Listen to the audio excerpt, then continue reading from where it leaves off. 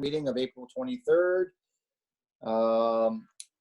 Is there any declaration of pecuniary interest with regards to the council members today, with regards to that agenda? Okay, there's no mention of anybody there.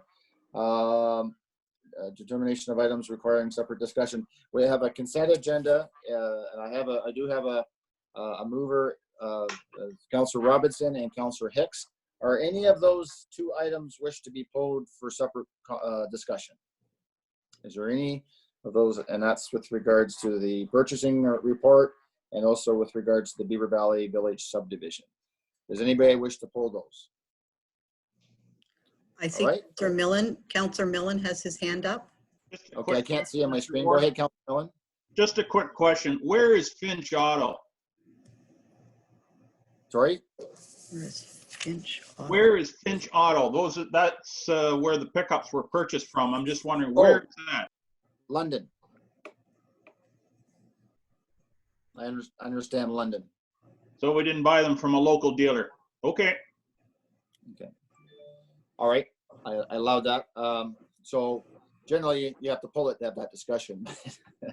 Okay. So I see there's none to be pulled. Again, that was moved by Councillor Robinson, Councillor Hicks. Any opposed to that motion?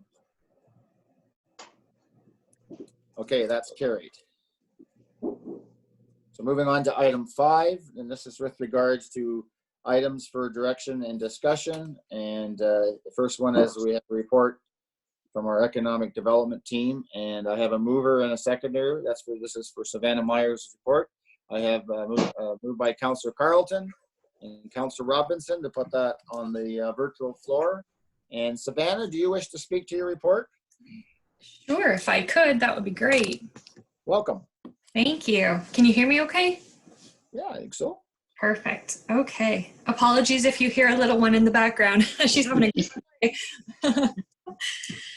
Okay, we wanted to put together a report on the business impact of COVID so that council could be aware of what we're seeing right across Grey County, knowing that this is definitely not unique to us. It is happening regionally and right around the world, and businesses are being hit very hard through this pandemic. What makes it so unprecedented is that it's unlike anything that we've seen before. It's not like a recession where things slow down. It is just completely stopped for most businesses. So we've been working hard as a regional team, and we wanted to bring some of that information forward to you. We started off just with a business overview because we also wanted to reinforce why this is so important and why it worries us so much in Grey County and in rural communities specifically. We hear quite often that this is going to hurt our small businesses the most because those supports just aren't quite there for them yet. And when we look at our business population, we've got just over 10,000 businesses, but 70% of those businesses in Grey County are either sole proprietors or home-based business. So that's why this is such a big deal for us here locally. If we look at those 10,000 businesses too, about 13% of them are in the tourism industry. So it's a significant impact.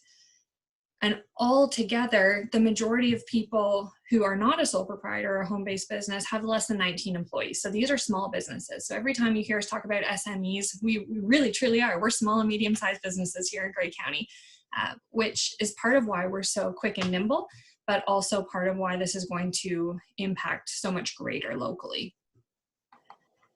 We provided the survey results from the very first business impact survey for you. So you have at the very end of the report, there is a link to bring you to those along with some of the narrative results as well, because we really think it's important to get the information out there. It's not good information, but it's important that we know it and everybody can see it and share the same information. So from that first survey, there were 318 businesses that completed it, and all 9 municipalities were represented those results. And 80% were telling us that the impact is significant and growing fast, which is different from what we see right across Western Ontario Wardens Caucus. We did organize this survey with the Western Ontario Wardens Caucus so that we have that greater regional data. And the second survey that we just launched last week is also with the Western Ontario Wardens. So we can continue that information gathering regionally and locally. It is no surprise that what businesses are looking for right now is that immediate financial assistance and the aids. And for really their employees, I have to say, we have always been so impressed with our business community and how much they care for their people. And this is absolutely no different. It is more apparent now than ever before how much our employers care for their employees and want to make sure that they are okay through this. So it is really heartwarming to reinforce that that is very much a common thread through all of our results, and we don't see that changing. So thank you to our businesses, because I mean, our people matter, and they're reinforcing that every day. For municipal governments, they're looking for tax relief and deferrals, which I know we talked about 2 weeks ago, and Kevin will be talking more about that today. And many of your municipalities have already taken that step. Financial support, grants, anything but a loan is what we keep hearing. And we're working hard to continue the work on the community improvement plans that we were already doing previously, to make sure that those are in place and ready to go, because we do think that they're going to be more important coming out of this than they were before. And the communication and marketing piece, that has also been absolutely key. We included the tourism specific impact as well, because tourism through their organizations, through RTO7 and TIO and TIAC, were really quick to get out of the gate with surveys. They are just launched their fourth survey this week. So they've been doing a really good job to keep the information flowing. And we provided those survey results from Grey Bruce Simcoe specifically, because we thought that was also important for you to see, where 59% of the businesses are saying that they are closed temporarily. And we don't know what that's going to look like going forward, but that is the state of affairs on the tourism side. Also wanted to reinforce, because we know there's so much conversation about task forces for business and economic development right now, all around us, that our approach to economic development through Grey County has been very much kind of in that same mode, just not actually called a task force. So we've had our economic development working group together since 2015. And it has representatives from all 9 of your municipalities, either your EDO, or if you don't have an EDO, it's your CAO that sits on it. We have all of our economic development and planning staff from Grey County participating, and we now have tourism as well, an amalgamated department. Provincial representatives from Ministry of Agriculture, Food, Rural Affairs, and Economic Development, Job Creation, and Trade have been a part of that group. And now RTO7 is also a part of that group. And then community partners, so we have both CFDC organizations, which is the federal loan organizations from Bruce and from Saugeen, 4 County Labor Market Planning Board, Georgian College, and then both business enterprise centers, ours and South Georgian Bay as well, to make sure that we do have that broad group and that broad expertise together. And we work very well together. So we've been quick and nimble to make some moves, and everything that we've done so far has been done with that group. So I do want to reinforce just how amazing your staff are locally, because we can't do this without them. We need to hear what's happening on the ground, and they have that first and ready access to talking to your businesses because they know them. And that has been really important to help us keep our messaging and all of our priorities consistent, so that we are going out to businesses with one firm message from all of us. And that also reinforces that, you know, we don't want to mess around with any of our resources. We know that they are limited right now, and we want to make sure that we are putting them together to make the greatest impact for our business community. So some of the actions that we've taken to date, based on the survey information that has come, as well as our COVID business resource page. I don't know if you've taken a look at it, but if you haven't, please do. It's updated almost daily at this point, because the information is changing so quickly. The provincial and federal programs that are coming out, they are still being changed on a daily, it seems, because we're all trying to figure out what this looks like. So I would really recommend taking a look at that. And that's where all of our surveys are housed. So that's where the very first survey was. The second survey currently is there. And based on the results, because we're watching the survey results come, we're trying to make changes as they're coming in instead of waiting until the very end. So that is why that page has changed so often, is because of the feedback we're finding from our business community. And also why we launched the Business and Community Resiliency Map. And I would really like to acknowledge Joel and IT and Philly and Jacinda for putting their brains together. This map was turned around in 24 hours based on what our businesses were telling us they needed. To date, we've got 435 businesses listed, plus 21 free Wi-Fi zones, because we've also heard that that has been an issue for people trying to access these government programs who don't have great internet, trying to find the Wi-Fi. So that is now also available on our listings. We've had 7,800 views, which is equating to 260 unique views a day. So the numbers are really good. And what's even more is that we've been able to take a leadership position in this, and Joel offered the template available to any other municipality looking for it. So it is being picked up right across from our neighbors in Bruce County. They've picked it up right through Western Ontario Wardens Caucus. They're all looking to use our same template, because why not R&D a little bit? If we can help our neighbors out, we're going to do that.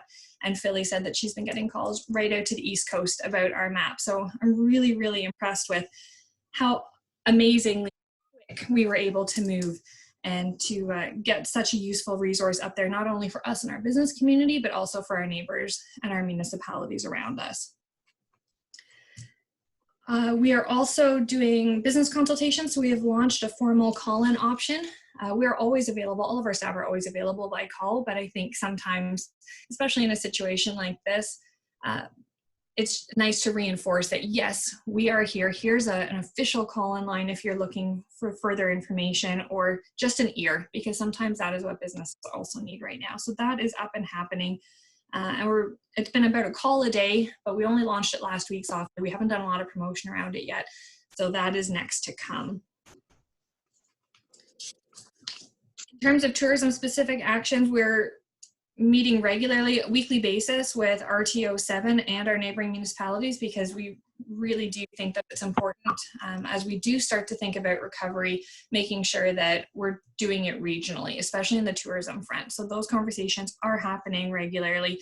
We have been very quiet on the consumer front for communications because we want to keep things quiet, and we don't want to entice anybody to break those public health asks. So we're trying to keep it quiet, but we are certainly planning behind the scenes about what that's going to look like as we move forward for recovery.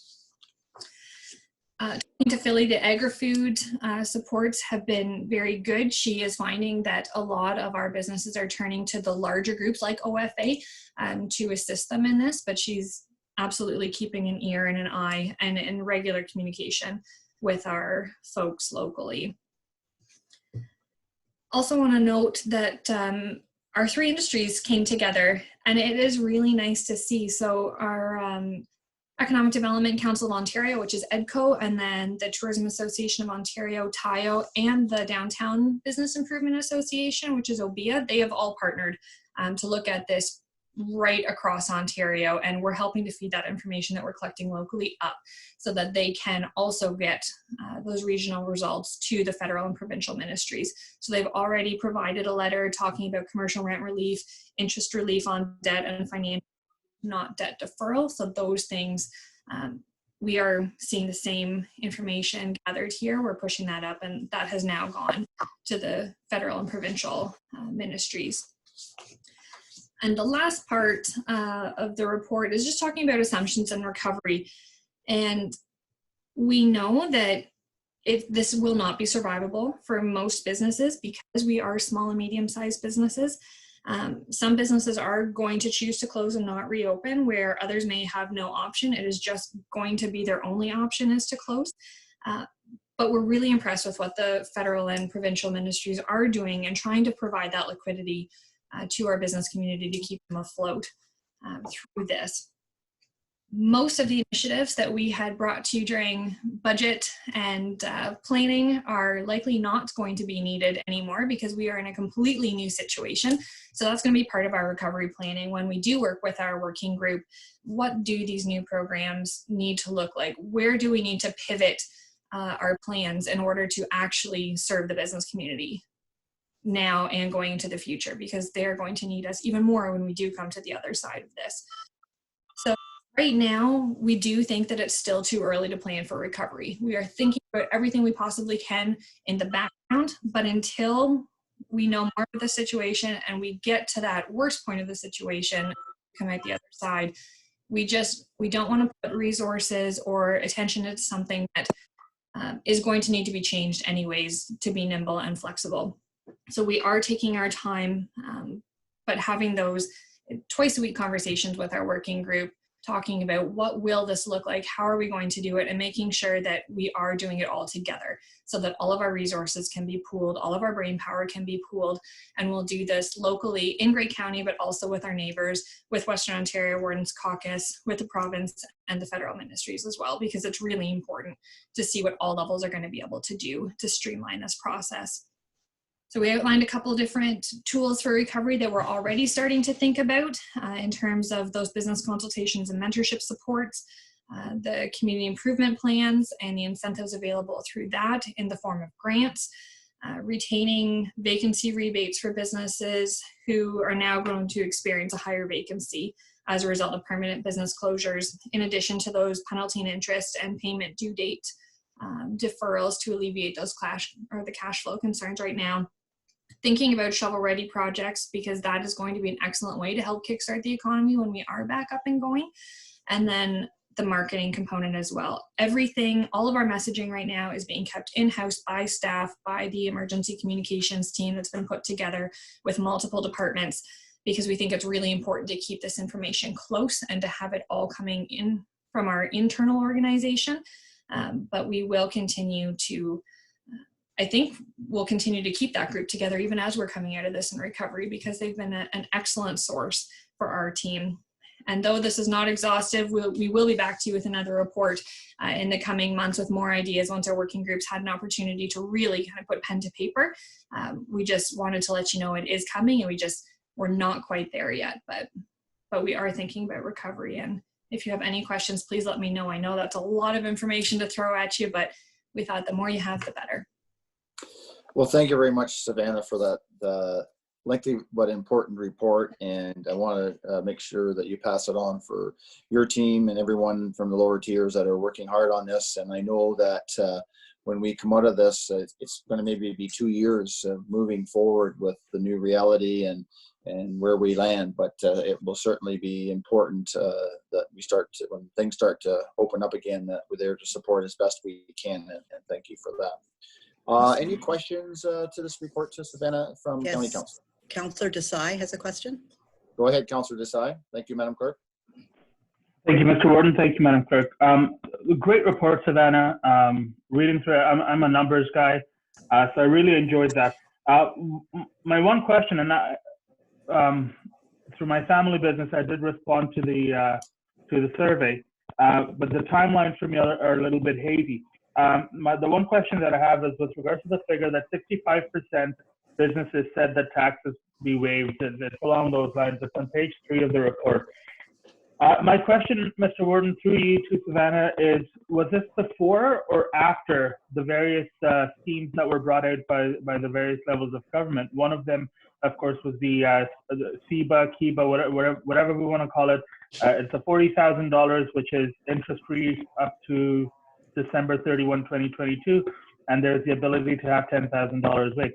So and then as well, recently the federal government has upped the wage subsidy from 10% to 75%. So was that figure from before or after all these measures were introduced? Savannah? Through you, Mr. Warden, it was right at the same time as were being reintroduced. Some of those announcements did come out before we closed it. We only closed the survey on April 9th. And the new survey that has gone out just started last week, and we're seeing the same findings in the results. What is interesting is that even though the programs have been announced, the full details still are not available because they haven't all been passed yet. I think until that happens, it's going to be a little bit of a waiting game because we don't know, and we don't want to encourage our businesses to rely on these programs until they have all the information and until we know really truly what it looks like. So yesterday we had 3 different emails coming from somebody who is helping us get the information quicker, and all 3 emails were different, and all 3 emails had more and more and more information available, but they still, until everything is fully passed, it's difficult to say. But we are finding that even the second survey is very similar results wise to this, and we'll make sure that you do get those results. you have a follow-up question, Councillor Desai? Yes, I do, Mr. Warden. Thank you. And the reason I asked is, and that was one of my points of interest, is whether if this was before those measures were announced, whether the numbers would be different after the announcement of the measures. And you're saying that they're not significantly different. And one of the concerns, I guess, I have with that figure is that it's in an ideal world, it's a great measure for the county to say no tax for the next 12 years for a business, but it's not practical and it's not something we can deliver on. So I do have a concern with that number and sort of how we can work to reduce that number, I guess, of that and what measures we can introduce. But again, I do realize we have very limited financial resources at our disposal. This one's more of a comment rather than a question, Mr. Warden.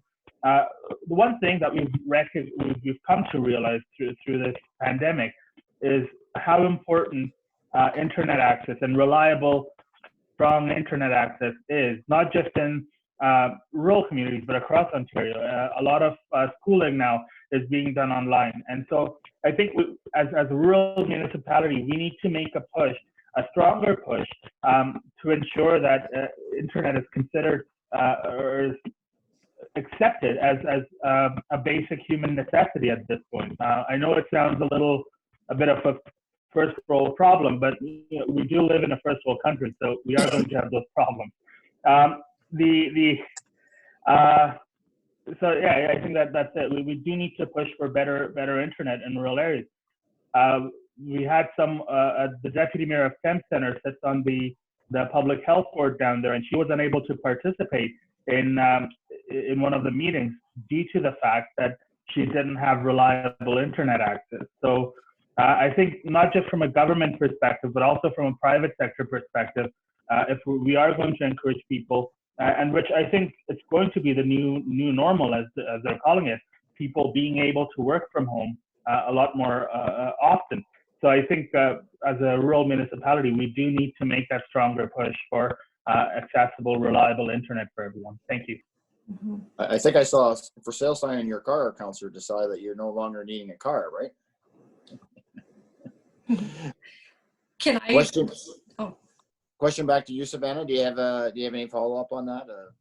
Yeah, sure, absolutely. Internet, we know it is more important now than ever before, and we are strong advocates for making sure that we have good connection here. We are hearing that from our business community quite often, and that's one of the reasons why we ourselves haven't hosted any webinars for business training yet, because we are hearing that so many are struggling to connect because of their internet availability. So we have been sharing what others are doing, but we're trying to figure out what we can do to get PDFs or phone calls or those types of things in front of people so that they don't require a lot of bandwidth. But absolutely on the radar and will be part of those recovery plans and discussions. And that's so important with the continuation of SWIFT and bringing that across Western Ontario for sure. And you'll have, and Savannah, you're going to have, when you bring out your next report, you're going to have an update from as time goes on, because we're getting bombarded by information every day. And fortunately, from both the provincial and federal governments, they are stepping up to the plate with programs and stuff. So, it's just a matter of getting the interpretation through. Absolutely. This is not the last you'll hear from me. Well, thank you again for that. Are there any other questions? Mr. Warden, I have Councillor Mackey, Robinson, and Potter. Mackey, Robinson, and Packy. Okay, go ahead, Councillor Mackey. Go ahead. Thanks, Mr. Warden, and thanks, Savannah, for all the efforts that you're putting towards our small businesses. I was just wondering, my question is in regards to the Canada Emergency Wage Subsidy. Do you know how many of our businesses are looking into that program, and how many jobs we might be able to save within Grey County because of it? I will have a better idea by the time this next survey closes. That was one of the questions we asked, was what programs are people going after? And the other question we also asked is how many employees do you have now, and how many before, and how many employees do you have now, along with revenue questions in terms of what were your 2019 revenues and what's your 2020 expectation.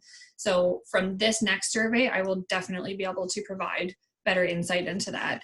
But from what we're seeing so far, it seems to be less than 50% of businesses. But I think part of that is because, again, we don't have all the information yet, especially around that program. All right, thank you. Okay, thank you for that. Councillor Robinson? Thank you. Through you, Mr. Warden, Savannah, thank you very much for the very detailed report and presentation as usual. Much appreciated. Under other business, I was going to bring forward the topic of efficient and reliable internet, as well as improved infrastructure for broadband. So I'm wondering if your next report, Savannah, will be covering all of this, or whether this is something that we should be looking towards SWIFT and getting a report in terms of how we can achieve improved broadband for Grey County. Certainly the pandemic has amplified the need for increased broadband. So I'm wondering if there's an update from SWIFT, and certainly from your perspective, that we can hear that update, and what challenges can we address to improve the situation for Grey County businesses and residents. Thank you. So then I can maybe go to our Madam CEO or, Yes. or Councillor Hicks with regards to some comments on SWIFT, maybe, if you wish. Madam CEO. Sorry, I was muted. Apologies. I can let Council know that I was bringing a report to the May 14th meeting. There's some work that County Council needs to approve in order for the next group of projects to move forward, which is ours. So I was bringing that. Berryfield is actually going to come and be part of our meeting at that time. So if you all think of your good SWIFT questions, then we can pose them to Barry when he's with us on the 14th of May. Okay, thank you, Madam CEO. And Deputy Warden, Councillor Hicks, do you have anything to add for being on the board of SWIFT? No, nothing to add. Barry was originally scheduled, I believe, Kim, to come in April. That's now moved back to that May 14th meeting. Okay, so as Madam CEO says, keep your questions or think about those questions that you need to ask, and when he is presenting to us. Any other questions to Savannah's report? Yes, Councillor Potter and Councillor Desai has a follow-up as well. Okay, sorry about that, It's Councillor Potter. okay, I'm easily forgotten. Actually, Councillor Desai addressed one of my questions, but I do want to echo that we need the internet and the broadband capability to expand, and we need it to happen swiftly. I was involved in meetings 10 years ago where we were talking about this, and it doesn't seem like we've gotten very far. So we need SWIFT to be swift and to get this happening now as soon as possible. Secondly, for Savannah, and maybe this is more a technical question, but I know it's a little bit cumbersome to try and find information from the federal and provincial and county and our local websites, and I wondered if we can encourage everybody to link to each other so that when I go to the county website, it will also tell me that there is more information available either on the federal or provincial or local municipal websites. And I wondered if there's been any consideration of that. So my phone's going off. If you go ahead, I'm going to shut my mute off. Go ahead there, Savannah. Sure. We, on our business resource page, we have created a single page, and that's where all of the links are going for every project that we're working on, every initiative, and every link back to information. So we have an entire section dedicated to federal and provincial links, trying to keep them in one spot. We found that the news areas for both the federal and provincial governments have seemed to be the best, because that's where everything, oh, there we go, that's it. So those are the links that we currently have available, including plain language guides, because they haven't all been so plain language and easy to understand. So we're trying to keep that information there as well. And BDO has also been fabulous to put together really nice charts of information to help navigate these programs and supports. Whose screen are we viewing? Is this Rob's or Heather's? If whoever can arrow down a little bit. It's Rob's. Oh, perfect. Thanks, Rob. So we have, this is where we're keeping all of the important surveys and then resources by type for different sectors, for small business, for large business, and the business support lines there as well. The other component that we're looking to right now, and we're having a conversation with all of our member municipalities tomorrow through the working group, is what page do you want us to link back to you? So that we will have municipal links on here as well. I know Tim has shared some information from the Blue Mountains for us, so we now have his link because he's unavailable for the meeting tomorrow morning, but we are going to get all of that information and it will be finished and updated tomorrow so that we do have municipal links back as well. But we are trying to keep everything in one spot because it's a lot for businesses to try and navigate. It's a lot for us to try and navigate. So the less work we can cause for them, the better. Okay, thanks, Savannah. And who was the next person on Councillor the list? Desai. Councillor Desai, go ahead. Thank you, Mr. Warden. First of all, I want to say, Councillor Potter, that was a great pun. I thoroughly enjoyed it. Through you, Mr. Warden, to Savannah, on the revenue numbers, were you meaning sort of this period last year and this period this year? Because I think it's going to be hard for businesses to project what the revenues in 2020 will be, mainly because, one, we don't know how long this is going to last, and we don't know when it's done, how long the recovery period will be. Speaking again from personal experience, what I can tell is that many businesses are in the same boat as my family businesses, and we've seen our April revenue compared to April 2019, April 2020. We're looking at about a reduction of 85% in revenue. So I know many businesses are in the same boat, and I don't know how long businesses will be able to sustain this for. And what worries me is no one can be quite sure of how long various levels of government can continue sustaining businesses that are seeing such revenue fall. Well, thank you, Councillor Desai. And there's lots of upper tier governments talking about wanting to come out of this sooner than later, but we have to be careful, and we're not sure how that's going to roll out just as of yet. But thank you for that. Are there any other comments there with regards to this report from Savannah? And this was moved again by Councillor Carleton and second by Councillor Robinson. Any further comments, Madam Clerk? No, nothing. Okay, then I'm going to put it to vote. Any opposed? All right, that is carried. So moving on then on our agenda then to our next item for discussion is with regards to the tax policy from our Kevin Wepler with regards to our ratios. And I do have a mover and a seconder. I have Councillor Millen and seconded by Councillor Desai. Kevin, do you wish to speak to your report? Yeah, I just kind of walk through this a bit if council be so willing, just to kind of walk through the stages of it. Okay, so the floor is yours. Okay, so yeah, so the purpose of this report is to provide county council with the background and advice to enable the county to establish tax policies and how those policies will affect Grey County and how it apportions its tax burden to the various property tax classes and as well to all the municipalities.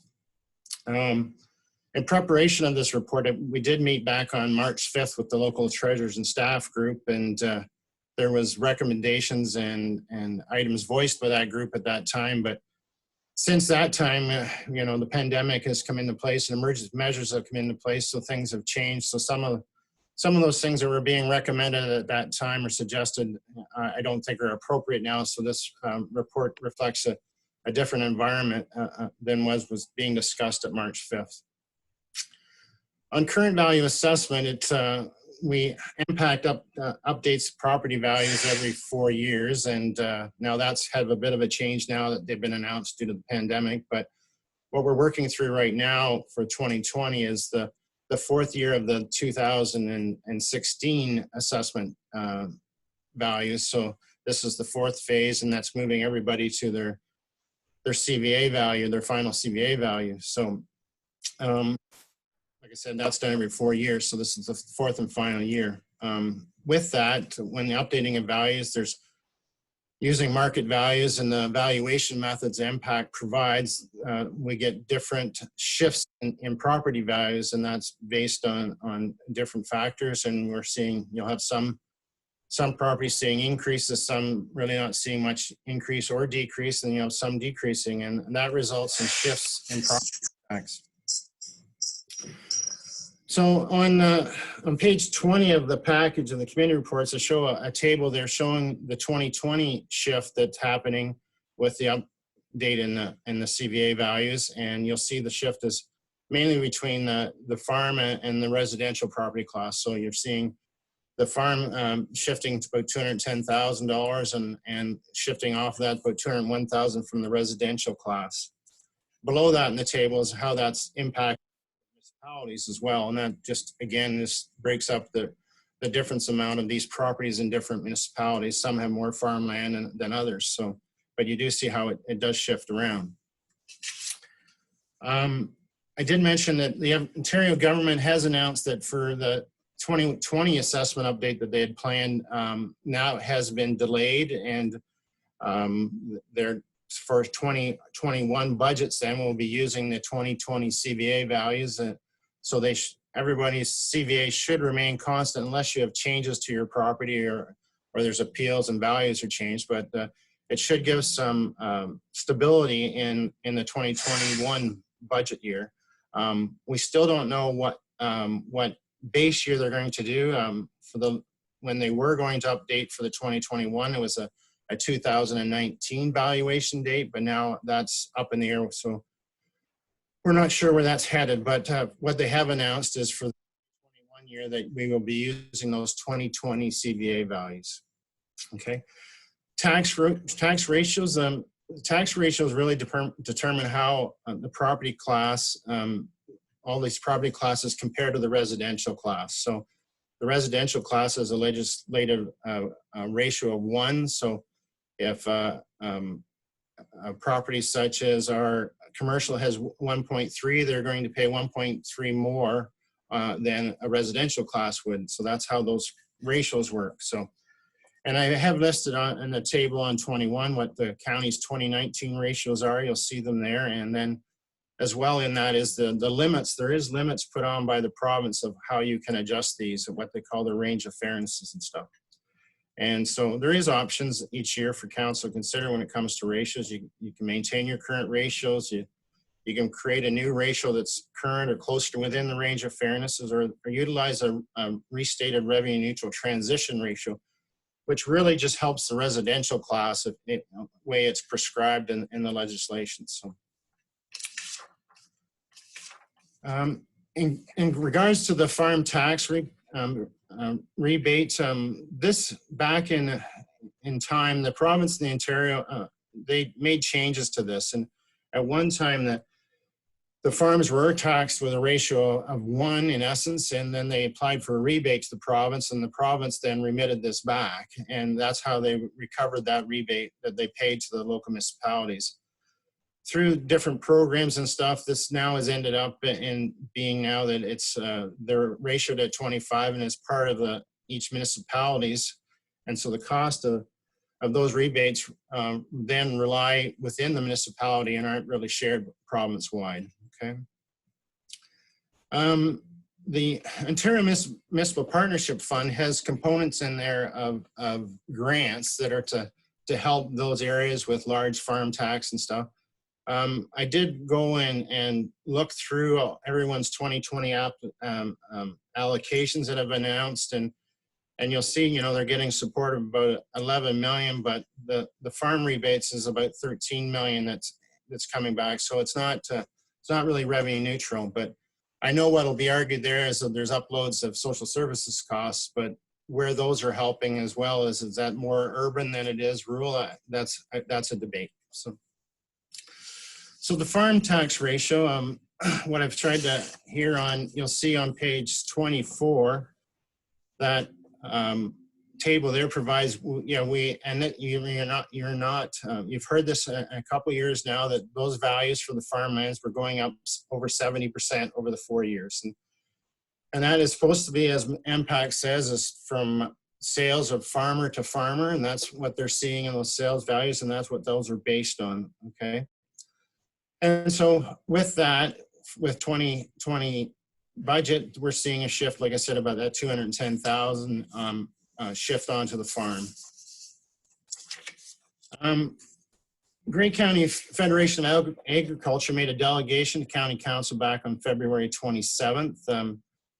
The Federation was requesting consideration be given to avoid further shifts in the property tax to the farm class in 2020, and they had stated to maintain the 2019 farm tax burden at 4.2%, that the county would require a ratio of 0.218. Or if you wanted to go back to historical of 3%, it would require a ratio of 0.153. Just a comment on there, if we tried to keep everyone's taxes as historical, there'd be a lot of properties taxed very different in the county. So, but in saying that, I did then include in the report a farm tax racial sensitivity, and I've tried to illustrate what those various, if you did consider changing the ratio. For example, the first on table 7 is if you move from a 0.24 to a 0.23, you'd see a shift away from the farm of about $99,000. The 0.218 that the Federation had stated would be about $220,000. That's in table 8. And in table 9, if any consideration was given to 0.153, it would be about $880,000 shift off the farm. I then included on page 2028, based on our 2020 revenue neutral tax rates and the status quo and ratios, some averages here just to put into context what we're talking about by property type. So in here you'll see based on an average single family home, 301, which is a detached not on water, average CVA is about $276,000. County tax, you're paying about $966.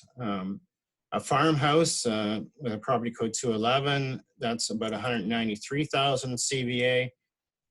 County property tax, about $676. And then seasonal recreational dwelling looks as $493,000 for county tax, about $1,726. Then farmland in the farm tax class, average there about $522,000. It would be paying, based on our current ratio of 0.24, of $439. Then a small retail commercial property, they're paying $1,277, and then a standard industrial property in that class of about $3,117. So I just wanted to kind of, the values are, everything has a methodology that are different, so that a farmhouse is not market value. It's based on construction value and then depreciated, where a single family home is based on market values of sales. So just looking at those averages, if you took the farmhouse and you add the farmland to it, you're looking at about $1,015 in county tax versus a single family home paying $966. So a difference of about $149. So just to put some perspective to these values, okay?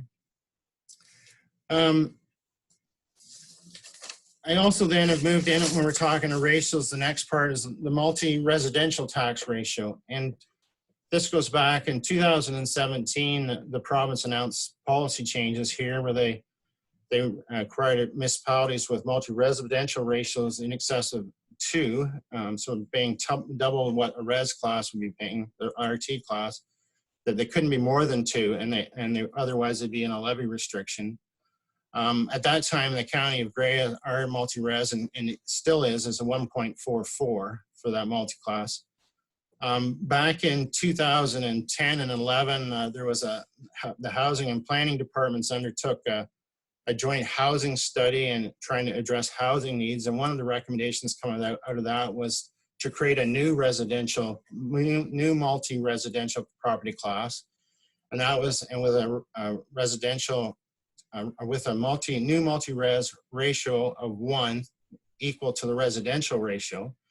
And that was to encourage new builds of multi-res buildings and stuff. So And it has stayed that way, and in discussion with the treasurers and stuff, this is one item that we feel is now is an inequity, that we're having buildings that it could have been really built a year apart of the same and housing the same individuals, and one's paying, 44% more than the other. So it was something we thought should be addressed and phased in.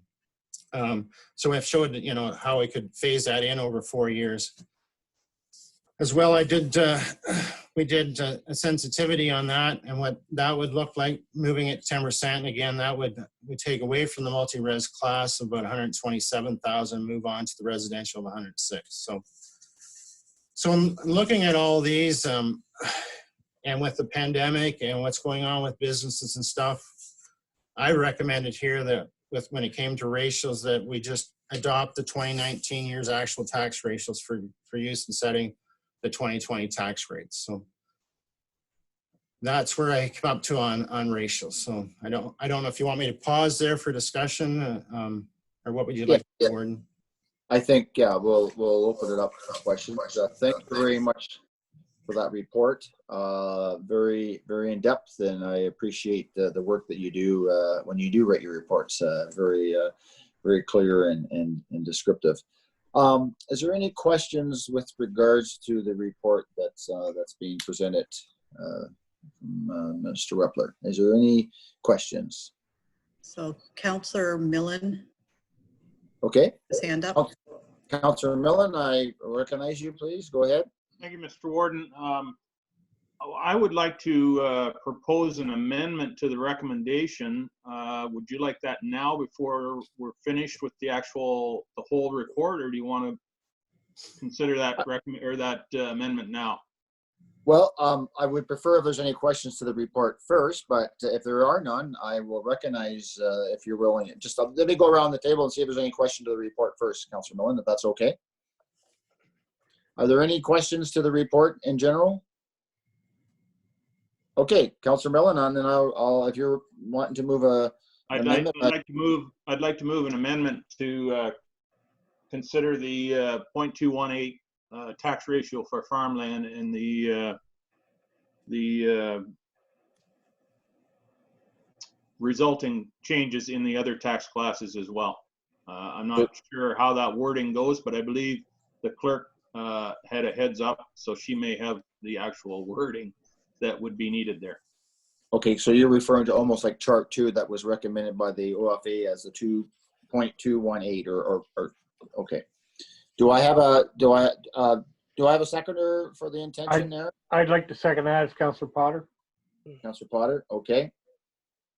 Madam Clerk, do you have the wording toward that, Madam Clerk? I think Tara has it, so she will read out the resolution. Okay, go ahead, Tara.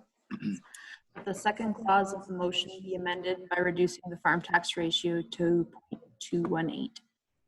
218. Okay, some of them will go 0.218 or 21.8. I guess it all depends on how you read it. So that's 0.218. Okay, is that correct, Councillor Millen? As you read it? That's correct, and I'd like to speak to it if I might as well. Okay, just hang on. And Councillor Potter, is that how you understand the amendment? Yes. Okay, so the floor is yours, Councillor Millen. Thank you, Mr. Warden. I think it's a matter of fairness. Standing still, the status quo will result in a large amount of new tax burden being placed on the farm tax class, and minimal increase on the other classes, because that tax has to go somewhere, of course. So it's not a matter of reducing the taxes on farmland, it's a matter of limiting the increase. Because if status quo, farmland tax burden is going to climb significantly, yet residential is actually going to decrease, as you will see in, I guess, I don't know what table it is now, but it's in Kevin's report. Table 8. Table 8. Table 8. Yeah. Table 8. Okay. Well, whatever. table that it's in. And I appreciate Kevin's report. It's always a very thorough report, and he does a great job of making a plebe like me understand it, or at least try to understand it. But the comment about, you know, the times we're in now, COVID-19, a lot of uncertainty, it's the time to stay, you know, keep the boat level. I agree with that comment, but keeping the boat level means keeping the taxes, the tax burden, relatively level as well. And you know, the ag community is in tough, like a lot of businesses are. So I'm suggesting this is a way that we can show to our ag community that we are aware of the tax challenge that they're facing, and we can somewhat mitigate the rapid increase in the CVA by changing the tax class ratio to 0.218. So I'll leave it at that for now and see where the discussion goes. Thank you, Mr. Ward. Thank you, Councillor Millen. Councillor Potter, do you wish to speak as a seconder? Councillor Milne stated the case very well. The only thing I would add is that I think the increase to others would be minimal, but the most important thing of all would be that we would be showing some support to our agricultural sector, which I think at this time especially is going to be very deeply felt and needed. Okay, thank you, Councillor Potter. And just before I go to questions to this amendment, Kevin, am I correct to say table 8 is the reference to the 0.218? That's correct. That's correct. I just want to make clarity there. Okay, so other questions to the amendment that is on the virtual floor? So, Mr. Warden, I think Councillor Woodbury had his hand raised. Okay, sorry. And okay. Councillor Robinson and Mackey. Yes, yes. Okay, so Mackey and Robinson. Okay, so Councillor Woodbury, the floor is yours. No, I was going to second this, and Councillor Potter did that. I'm very much in support of us trying to keep the playing field financially level for the agricultural groups. Okay, thank you for that. So then, Councillor Mackey, you're next. Councillor Mackey. Thank you, Mr. Warden. I certainly support the comments that were made by Councillor Millen. Our ag sector is in tough right now. Commodity prices are questionable. Certainly our beef prices are going down and probably will continue to go down with the way the slaughterhouses are being affected out in Alberta right now. I heard on the news this morning that 70% of the beef could be curtailed, I guess is the right word, if the other plant goes down. I recognize, that this is certainly a shift to residential, and I guess I have a question for Kevin. If we supported the 2.18, what would the shift be? Kevin mentioned that the average single residential property is assessed at $276,000. I'm just wondering what the dollar value, if that shift was supported at 2.18, what that shift would be. What would that $276,000 average single dwelling, what would their tax increase be? So do you understand the question, Kevin? Because I think you're, okay, go ahead. Well, what I did some modeling with, like, say 300,000 as a base point for CVA values.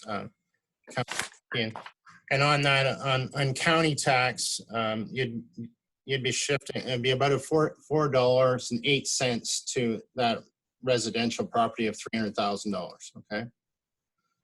In saying that, it doesn't sound like a lot, but that's what I was trying to refer to, that table 10 on page 28, that the residential property already is paying almost $1,000, and that's already subsidizing the farm. So that's why I know it doesn't sound like significant, $4, but it already is, when you look at that value when you compare to a farm and a farmland. So if I may speak to Warden, I can understand the 0.218 and what's going on now in balancing. We had preliminary numbers on residential assessment trends for the next update of reassessment values, which were showing residential properties going up 40%. Would council be still willing and to, you know, if the shift happens back to the residential class, would they be willing to move the farm tax ratio back up again then? And that's a concern I have with lowering this significantly. So those are thoughts I have here, okay? Okay, Councillor Mackey, you still have the floor. Do you have any? I appreciate that. I mean, so that's just on the county taxes. So that, you know, we'd have to add on, you know, probably another, what, $10, let's say. So I'm guessing that the total increase for a $300,000 property would be around $15. Is that close, Kevin? So are you, just for clarity, Councillor Mackey, are you saying if you went to the 0.15, is that what your question is? Is what that would look like? Is that what? The 0.18? Yeah. Go ahead, I'm Kevin. just concerned. I'm concerned, Mr. Warden, that, you know, I know there'll be a shift to residential, so I'm trying to find the balance. I was, you know, coming in today, I was thinking, you know, last year, County Council looked at a reduction of 0.1 down to 0.24.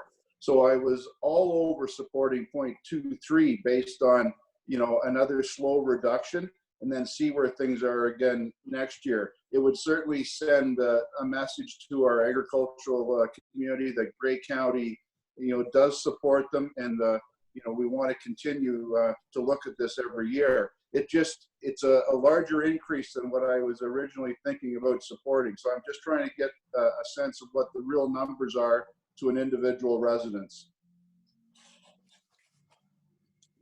Kevin, do you have any further comment there? If I may, yes. I would say, Councillor Mackey, the county portion of the tax bill is probably about 40%, and then you have your education, and I would say your local municipalities range from 40 to 60%. So if the county is about $10, you're probably, your local municipalities are 12 or $14, maybe, depending. Okay, so you'd be looking at you know, $22, $24 on that then, on a $300,000 property. Thank you, Kevin. Okay, thank you for that, Councillor Mackey and Kevin. Councillor Robinson, you're next on the list. Thank you, Mr. Warden, and through you. First comment, and then I've got additional comments. I did raise my hand in the chat. I was hoping to be acknowledged as the seconder for this, but I'm absolutely pleased this motion is on the floor. I can't think of a better time than right now to support our hardworking farmers. And as you know, there's over 2,000 farms in Grey County, and a reduction of farm tax ratio would be an investment in Grey County as a whole. So I'm absolutely supportive of the motion. It would be appropriate and responsible reduction, which supports the investment in Grey County farming and acknowledges the agri-food sector as the #1 driver in the provincial economy. Recognizing we're in the current pandemic, but there's also market uncertainty, and also we need to support our farmers in Grey County. So I will be supporting this motion. Okay, thank you. That is 0.218, the motion that Councillor Milne is bringing forward. And thank you for bringing that forward. Okay, thank you, Councillor Robinson. Mr. Warden, I have Councillor Stoever and Councillor Desai. Okay, Councillor Stoever, the floor is yours. Yes, I'm happy to support this as well, even though our farmland isn't as big as some, but we do have a very significant apple growing industry here. And certainly, you know, I think the fundamental flaw is in the tax system, in that, you know, they're using market value to try to assess farms, when if that was a strip mall, it would be based on its revenue generating potential. And I think the fundamental problem is you know, and that's why we're doing this every year, is because there's a flaw in the tax system in that a farm is only as valuable as the money it can produce.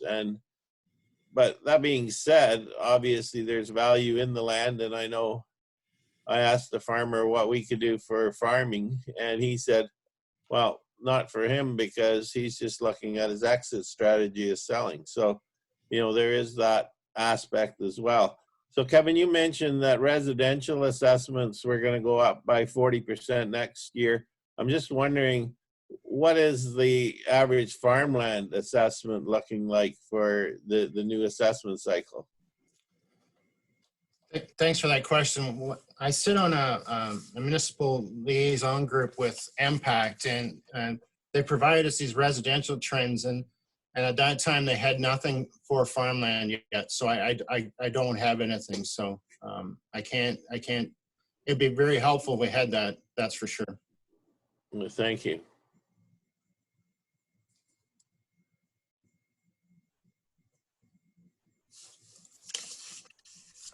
Warden McQueen, you're on mute. I have a clock that goes off here every so often. So I guess in a sense, having that 1-year deferral on the assessments, then that'll give us time to sort of see where those new values roll out, I presume, right? Yeah, now I guess there's, sorry to just jump in, but yes, and depending on, I guess what valuation date they're going to use, if they have to start over with a new valuation date of, you know, of January 2020, or what are they going to use for the next update, and that's not clear yet. Well, we'll be looking to you, Kevin, to update us, because you're on that committee, right? So we'll look forward to that for sure. I think next I have Councillor Desai. Thank you, Mr. Warden. I agree with all the points that have been made so far, and I'd like to thank Councillor Milne for bringing this forward. The question that I do have, and I guess it's a question of procedure to the clerk, through you, Mr. Warden. The CAO had forwarded us some correspondence that had come in from the municipality or township of Mapleton, where that particular municipality was writing to the provincial government in order to have them revisit the way the farm tax rebate is done. And if I can really quickly quote one of the areas of it, it basically, I can't find it right now, but it speaks to the fact that a strong agricultural economy in rural Ontario is beneficial not just to rural Ontario, but all of Ontario. And as such, realistically, and I don't want to call it a burden, but the responsibility, rather, of ensuring that our agricultural economy is successful and is looked after falls not just on rural Ontarians, but all Ontarians in general. So my question, again, Mr. Warden, through you to the clerk, is this: if we wanted to endorse that piece of correspondence that has come in from the Township of Mapleton, would it require a notice of motion, or is that something that can be brought up at the end of the motion that's on the table right now? Madam Clerk, do you have a response, please? Thank you. So right now we're dealing with the amendment brought on the floor by Councillor Millen about the decrease to 2.218 of the farm tax. To me, the correspondence from the municipality of Mapleton is germane to this discussion. And I think it would be appropriate that after we deal with the First Amendment, if somebody wishes to move support of the municipality or township of Mapleton, I apologize, then that would be more than appropriate to do so after we deal with the first one. But, okay, just for clarity there, Madam Clerk, so if somebody was to move it after we deal with this amendment, would that be just sort of, if it was supported, would just be added into the report as information versus taking action? Because I sort of feel that probably the one from Township of Mapleton is more of a direct resolution to be supported, to be forwarded off to different level of governments. And I just wondered if it was a second amendment to this motion, would it be just added as information? Just clarity there. It would depend on what the mover wishes to do. If it was support, then council could look at supporting that resolution and then providing its support back to Mapleton as well as the other agencies on the correspondence. Okay, thank you for that, Claire. I'm just not sure if everyone has taken the time to see it, but we'll deal with that as a separate discussion. Right now, we're dealing with the amendment to lower it to 0.218. I think Councillor Millen, did you have a comment there, a question there? I thought something popped up there. I do have Councillor Mackey as well. Okay. So did Councillor Millen, did you indicate you wish to speak? Yeah, I did. I didn't know where I was in the queue, but I will speak now. And Kevin's comment about the residential assessment climbing.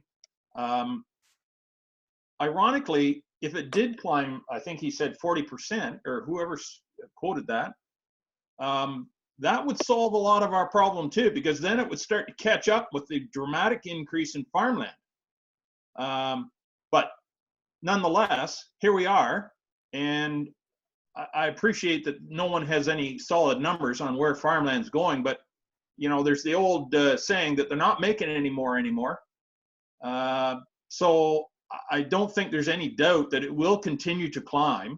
There will be a bit of maybe a bit of a blip or a decrease in the amount of increase due to the COVID-19, but farmland will continue to climb. There's no doubt in my mind that it will.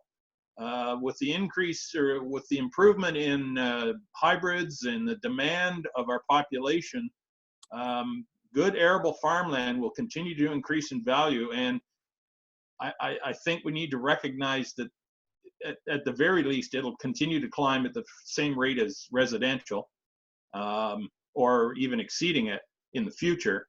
But if residential does start to really climb, like the 40% or whatever was stated, then that will solve a lot of the problem too. Okay, thank you for that, Councillor Millen, and I have Councillor Mackey. Thank you, Warden. And I just wanted to follow up on what Councillor Desai was talking about. I certainly would second the Mapleton resolution. I do believe that, you know, when we're looking at these shifts, the shift should be shared across the province.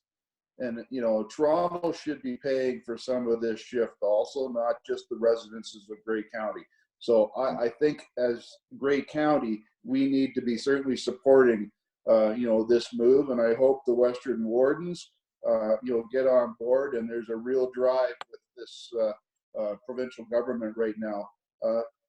I know this drive has taken place in the past, but it was with different government. And it may be well worth the effort, you know, to have delegations to really drive this point home.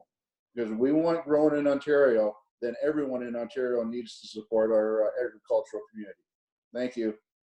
Thank you for those comments, Councillor Mackey. I know that Kevin did speak a little bit to that in this report, and I'll look for upcoming maybe amendments to this motion. So right now we're dealing with the amendment of 0.218. Are there any other comments? Yes, Mr. Warden, we have Councillor Hicks and then Councillor O'Leary. Okay, sorry about that, Madam Clerk. Councillor Hicks, you have the floor, and then Councillor O'Leary. Go ahead, Councillor Hicks, Deputy Warden. Thank you, Mr. Warden. I did read the Wellington report, and I think that the proposal therein with respect to Mapleton is an excellent idea. This burden should be shared by the entire province. I feel like we're having the same discussion we had a year ago, and the same arguments being raised. We went from 0.25 to 0.24, and I thought that you know, I didn't support it, but that was a reasonable gesture to the farm community. The suggestion that if we don't keep going down, that we are not supportive of our farm community is, in my view, nonsense. It does not equate to saying we don't appreciate farmers. We don't think that they're important to Grey County. They absolutely are. The question here, and I heard some people mention the COVID-19 environment as a justification for a further decrease. The COVID-19 environment is affecting everyone, not just farmers. And I appreciate that farmers have a strain, but so does everyone, including residential taxpayers. One of the responses that I've heard from the Ontario Agricultural Association is that they pay taxes too on a residential basis. That they pay taxes, a residential tax on their homes and 1 acre. I have a question for Kevin. I know that he touched on this in his report, but I just wonder if you might flush that out a little bit more, because my understanding is that the rate of tax paid by the average residential homeowner is not the same, it's not treated the same as the residential tax paid by a farmer. I wonder if he might comment on that. Kevin, do you wish to comment on that portion of the question? That's correct. Like, you don't have sales of a 1 acre farmhouse that they get sold with the farm. So the way they value, the methodology impact values them is on a replacement cost less depreciation. It's not market value of sales to sales. So that's why you see those values on the average in the table, that single family home at 275 is an average and a farmhouse is 193.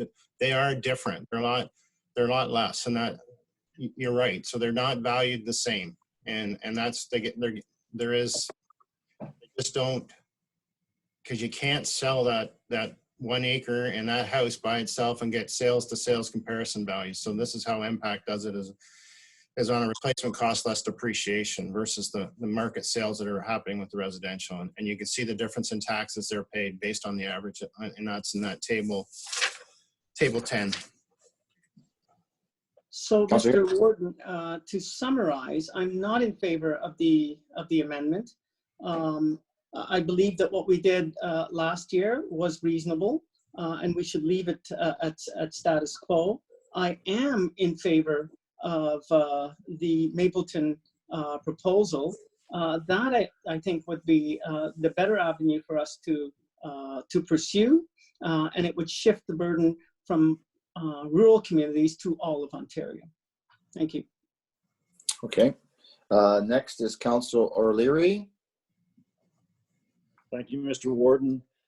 I'm not sure if Kevin mentioned it, but the other thing I want to mention too is the tax paid on a farm can be written off against the farmer's income, while the residentials can't. And I was looking into the literature that Kim sent out yesterday and from Hugh Simpson. One of the things he said in here is, at this time, when meat processing plants, supply chains, and markets are in turmoil, farmers are more squeezed now than ever. Just in our previous report from Savannah, we have over 10,000 businesses right in Grey County. Most of them, the doors are shut and they're closed. And I don't care if it's 5 cents we're going to add on to their taxes when they get home. I'm just not interested in doing that. I think now is the time to trust Kevin and what he's doing and saying. And I support what he is saying. So I'm certainly not going to vote for the motion that's on the table. Those are my comments. Okay, thank you for that, Councillor O'Leary. Madam Clerk, is there anybody else who wishes to speak? Oh, I have Councillor Millen wishing to speak. Is that correct, Madam Clerk? Yes, and I have the CAO with her hand up as well. Okay, so I got Councillor Millen. I'll allow you, this is the third time, but I'll allow you because you're the mover of the motion. So go ahead, Councillor Millen, and then I'll try to keep it brief. To respond to Mr. O'Leary, this is not a question of trusting Kevin or not trusting Kevin. I do trust his numbers. I've never doubted his numbers. What I'm suggesting here is, and it relates to what your comment about, I don't want to change a nickel of anybody's taxes because this isn't the time to do it. But if you stay the status quo, you are adding taxes to the farm properties.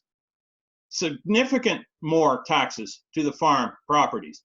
As I said earlier, this is not a proposal to reduce taxes on farmland. This is a proposal to limit the increases to farm properties and let everyone share a little bit of an increase to reduce the taxes on farmland significantly. That's what this is for. It's not an attempt to penalize anybody. It's an attempt to make it fairer for everybody. That's where I'm at here on this one. Okay, thank you, Councillor Millen. I don't know if Councillor O'Leary there was a question directed to you. I don't know if you wish to respond, just in I see his fairness. video's off now. Did I scare him? I don't know. I see he's left. Councillor O'Leary, do you wish to, I know it was a follow-up from your point. Do you wish to speak to that, Councillor O'Leary? I hear nothing. Okay, I think then next, Madam CAO, go ahead.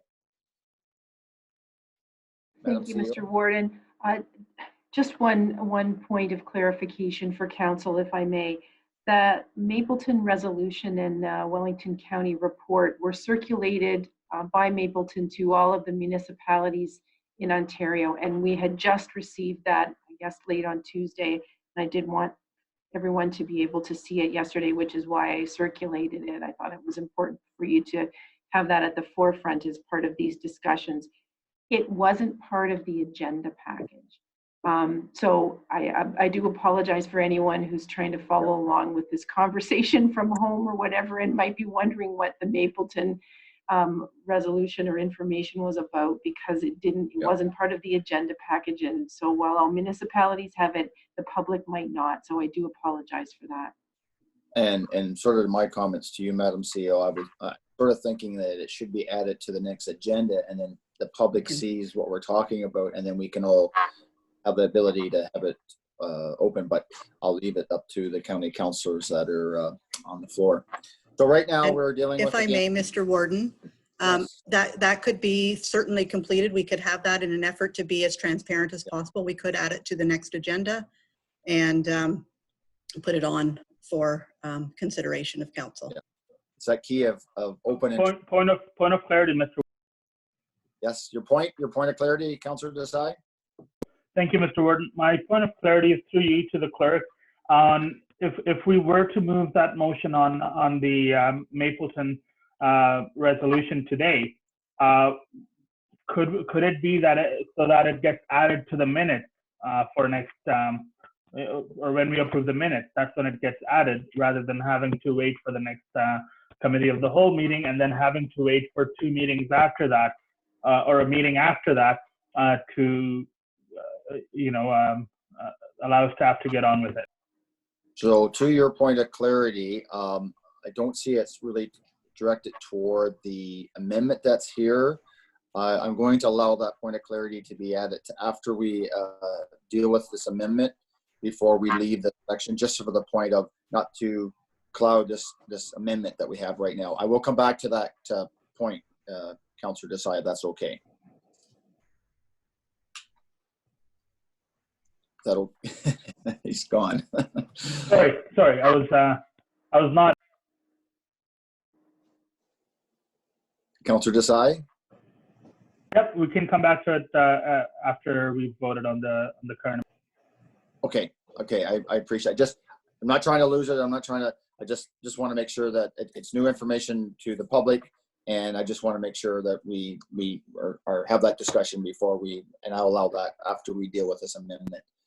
Is there any other discussion with regards to the amendment that's on the original motion? Mr. Warden, could the amendment be read, please? Madam Clerk, can you read the amendment, please? Deputy Clerk Werder will read the amendment.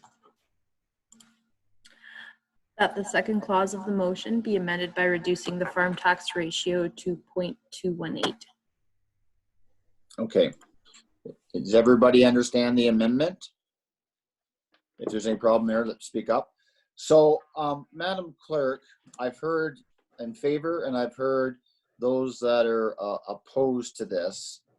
So I might do a little different than sort of go to in favor and then go to oppose, and maybe just because I've heard both sides say there's in favor, different than just saying are any opposed. Is that okay, Madam Clerk, or how do you wish I proceed? I see Councillor Soever's hands up, so I'm wondering if he has a solution to the voting. Oh, okay. I will then recognize Councillor Soever. You have the floor. I'd like a recorded vote, please, and that will cover everything. Okay, there you go. That's right. Okay, Madam Clerk, the request has been made. May I jump in here? Sorry. Kevin? Yes. Before you vote on this, there's other items in this report. If you're happy with them, and you want to move forward with this vote, but there's other items in the tax policy report there that do you want to consider or have discussion on before, or you're still with the report? So right now, Kevin, this is an amendment to the motion that's on the floor.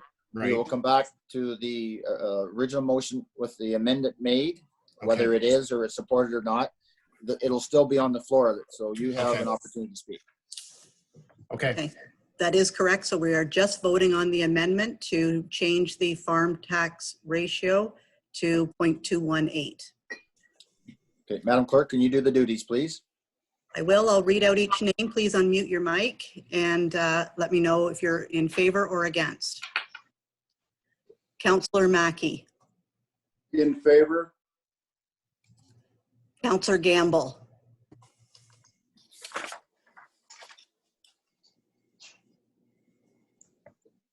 Councillor Gamble. Is he still on the screen there, Madam Clerk? He is, he's muted. Okay, I can try to, He's in favor, I believe. well, we have to hear it There he from him. Hello, yes, I'm in favor. Thank you. Councillor Burley. Against. Against? Against. Thank you. Councillor Carlton.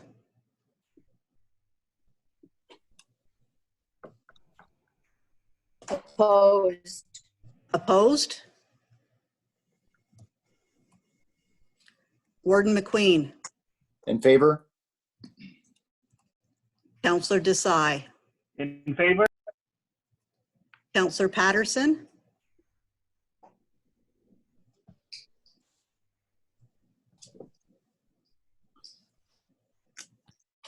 Councillor Patterson. Councillor Patterson.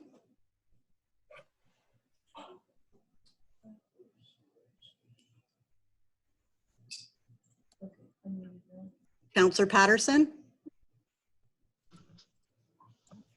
Against. Thank you.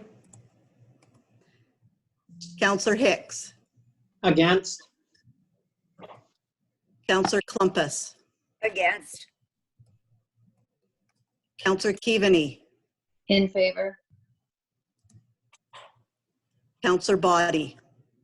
Opposed. Councillor O'Leary. Against. Councillor Woodbury. In favor. Councillor Millen. In favor. Councillor Soever. In favor. Councillor Potter. In favor. Councillor Robinson. In favor.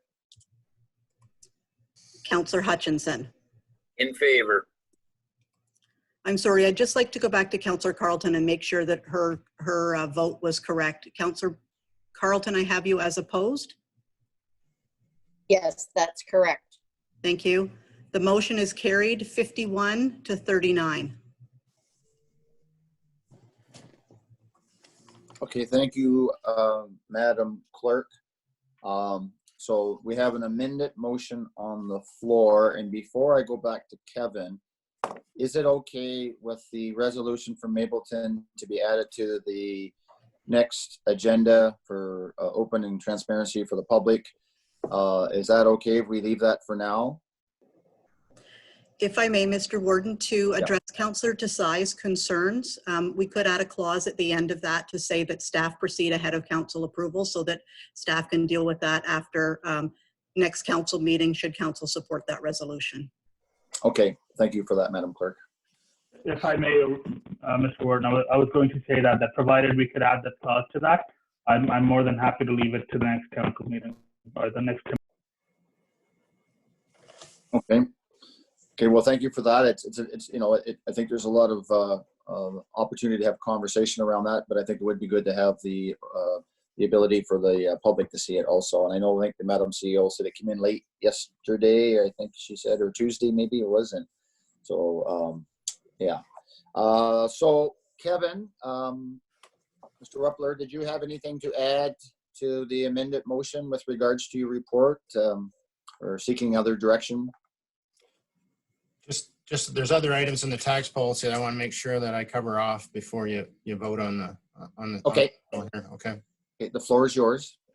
Okay, I just finished just talking about ratios and the multi-residential tax ratio. Is there any discussion there that people would like to see that change? Right now, I'm recommended to keeping it the same as, and that's what I was doing exactly with the farm. So that's there for discussion as well. Okay, so you're with regards, yeah. So is there any other thoughts on that from county councillors to change that, or we leave it the same as in the report? Anybody have any comments there? I did see Councillor Desai raise his hand. Councillor Desai, do you have a comment to that? Thank you, Worship. My comment was more to the program option rather than the multi-residential rate. So I'll wait for anyone else who's got specific questions to the multi-residential.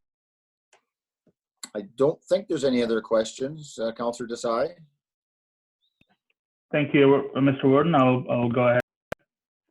My question with regards to the program option of pursuing immediate opt-out or offering the rebates. And I'm not sure who to ask this question to, so I'll direct it to the CAO through you, Mr. Warden. One of the questions I have with regards to the rebate on the vacant properties is that if we were to in fact take away the that rebate, would that incentivize perhaps property owners who currently maintain vacant units to partake in the CIP, and through the CIP have a better unit to offer for rent, and then hopefully have that unit rented out rather than leaving it as a vacant unit, mainly because they don't want to spend the capital on improving that unit. Having said that, I do understand that we're right now in the middle of a global pandemic. So while I wouldn't necessarily move or suggest that we do that right away, I would maybe even suggest a phase-in option or a phase-out option rather. So I just wanted to get the CAO's thoughts on. Good question, Madam CAO. This is a question that's been batted back and forth since I was with the Ministry of Economic Development, 15 years ago. It has really been an ongoing discussion. Certainly, what we see is that there are people who have significant holdings in downtowns across the province who, for their own business reasons, were somewhat reluctant to rent those properties out, and that then has a spillover effect into the health and the vitality of those downtowns.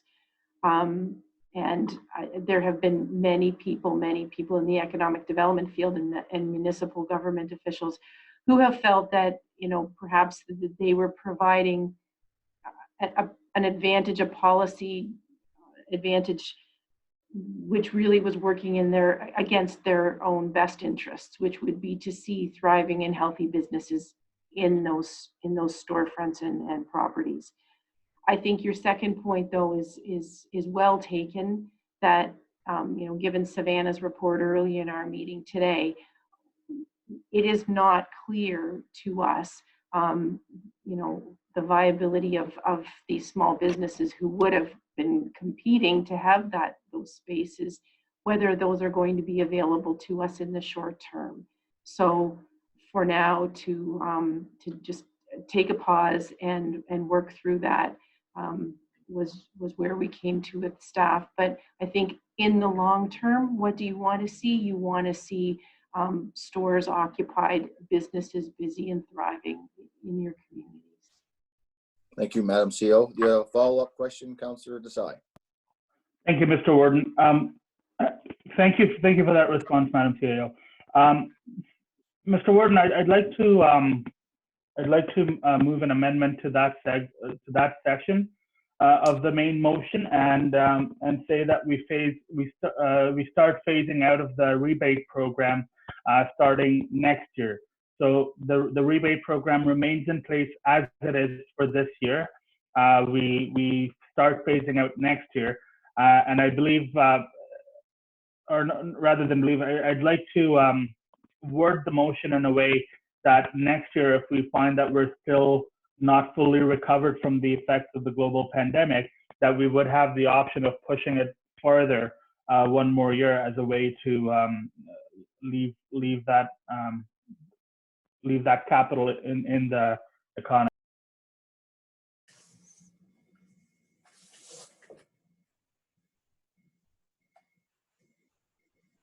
You're on mute, Mr. Ward.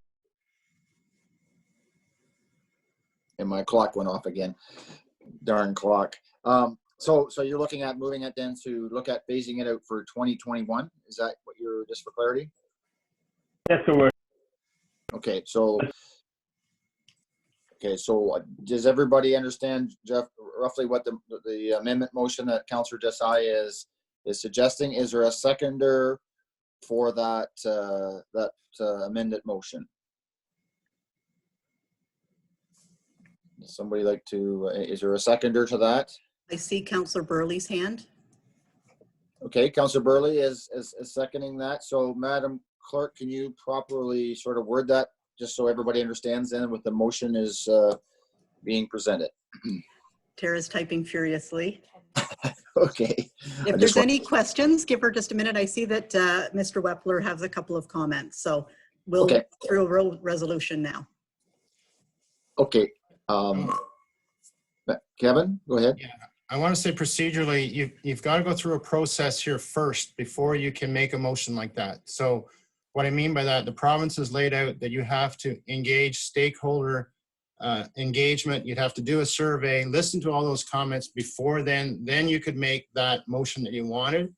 And we were prepared to do that. The treasurers wanted to do this, but I'm saying right now, to go out with a survey to businesses and the residents right now, I think that would be not very well received. So that's why I'm saying, let me bring this back at another time and we leave it as it is. But yeah, and then once you've done that in that stakeholder engagement, heard their comments and stuff, then that motion that you have, if you feel still is appropriate at that time, you would do that then, okay?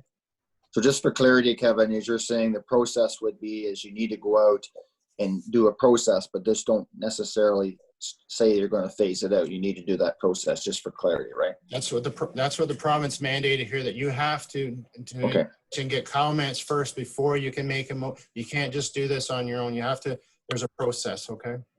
So I'm going to go back to the mover of this motion. Councillor Desai, you heard the comments there. Your thoughts? Thank you, Mr. Warden. I'm wondering then if it would suffice if I changed the wording to staff initiate the process to look at reducing or to look at phasing out of the vacant unit rebate, if that would suffice. My second question on the same issue would be what is the difference between us changing the tax ratio on the farmland without having to do any of that consultation, and us not being able to do that with the vacant unit rebate? I'm just looking for the technical difference on that. I'll allow the question for clarity. Kevin? I can't answer why they don't ask us to, but other than, it's a public process we're going through every year with the policy report. They mandate annually we have to do tax policy, but this was specific on this. So I know the city of Owen Sound went through trying to do that because they have a separate tax policy. They did a survey of their residents and stuff before the motion was put forth. So yeah, this is a process that the government's given us. Do you understand the explanation, Councillor Desai? I understand the explanation. My question then still remains: would it suffice if the motion read that council directs staff to initiate that process? Councillor Kevin, would that be sufficed to entertain that resolution? I'm fine. But at what point in time are you're asking me to do that? I guess and that's where I would sooner, just politically, I think it doesn't look at this time of a pandemic to Right. to state something. I'd rather let's see when recovery comes and then make a motion like that, you know, you ask us to go out. That's just my personal feelings on this. So Kevin, I guess two parts is, one is the mover withdraws the resolution, or secondly, if it is supported, you would bring back a report, and in your report, you would say that during the current, you could say during the current situation, I would suggest we hold off to a certain time. So I guess there's two options that could happen there. So I'm going to go back to Councillor Desai. You've heard the Director of Finance and Corporate Services speak there. What's your thoughts again? Thank you, Mr. Warden. The Director of Corporate and Finance Services did mention that, you know, what the timelines would be. As I mentioned in the prologue to bringing the motion forward, I'm not looking to make those changes right now. These changes are something I'd like to see us phase. I'd like to see us phase out of the rebate program starting next year. And even at that point, if we look at it and we say, you know what, we still haven't fully recovered from the global pandemic, then we push it back further another year. So I'm not saying we do it right away. I'm not even trying to tie council into doing it next year itself. But if there is a process, and I think we should initiate that process. And I take very well the point on, you know, we're in the middle of a global pandemic, but we do have to think beyond the global pandemic. And sometimes the only choices you have are the bad ones, but you still have to make a choice. You know, we're in this job. We are supposed to make tough decisions. So I'd like to stick with the motion of, you know, we initiate the process, and I'll leave it up to staff when they feel that it's a reasonable time to go out and get the information. You know, staff has more up-to-date data on where we are on the recovery process. So I'll leave that up to staff. Our job is to set policy. I don't want to tell staff how to do their job. I'm just proposing a policy change. Thank you. So just for clarity on your motion, then, that you are then adding to it to initiate the process. Is that your wording change? Yes. Okay, so I'm going back to Councillor Burley before I get Tara to totally rewrite this motion. Are you still supporting that resolution, Councillor Burley? Very confusing, but at this time, I'm more inclined to follow the Director of Finance's recommendations, and so I'm going to withdraw my second. Okay. Is there somebody wishes to second Councillor Desai's motion with the intent that he has put forth right now? Is there a seconder? Councillor Desai, I don't seem to be getting a seconder. Fair enough. My suggestion to you is you could raise this in 6 months, either through a notice of motion or whatever, if we move forward from this COVID-19 and things are looking different. There's no saying that you can't do that at a later date, but I'm not seeing a seconder at this time. Okay. So go ahead, Kevin. No problem. Kevin, you have any? Yeah, I just wanted something further to that. They have application dates, and I guess I should have put this in a report, but it's like April and August that they asked. So in order to do what you're saying for next year, you'd have to be doing this, you know, in June and July. And I just don't think that timing would be very good for staff or council be initiating something like that right at this point in time. So. Okay, well, thank you for that information, Mr. Ruffler. Do you have anything else to the report? Just in there was the options of the new agri-food business subclass. There's only been 13 properties that were identified by impact that are eligible. Due to the small few that are there, that it was decided or recommended that we wouldn't implement that subclass at this time. They thought there might be more disputes and more challenge about assessment with that. But I could be convinced in either way on this one. But this was what we had recommended, is just not to implement that at this time. Okay. So would you need a motion to raise that part, Kevin? No, it's just part of my motion there. So my main motion. Okay. So Madam Clerk, I've seen a couple things pop up my screen. Is there somebody wish to speak? So I had Councillor Millen and Councillor Body. Councillor Millen has withdrawn his question. I'm not sure about Councillor Body. And I do have Councillor Robinson. Okay, Councillor Body, do you wish to speak?